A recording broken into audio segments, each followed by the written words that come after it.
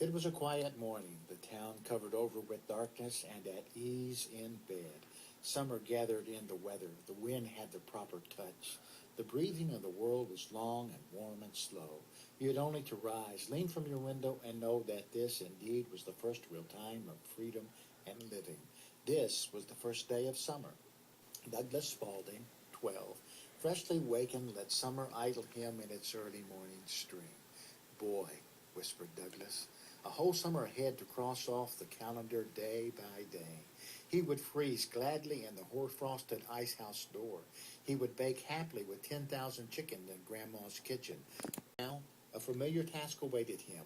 One night each week he was allowed to leave his father, his mother, and his younger brother Tom asleep in their small house next door and run here, up the dark spiral stairs to his grandparents' cupola, and in this sorcerer's tower sleep with thunders and visions, to wake before the crystal jingle of milk bottles and perform his ritual magic.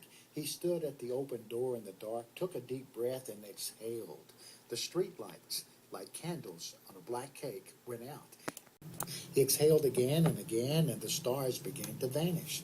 Douglas smiled. He pointed a finger, there and there, now over here and here. Clock alarms tinkled faintly. The courthouse clock boomed. Birds leaped from the trees like a net thrown by his hands, singing. Douglas conducted an orchestra. Pointed to the eastern sky, the sun began to rise. He folded his arms and smiled a magician's smile. Yes, sir, he thought. Everyone jumps, everyone runs when I yell. It'll be a fine season.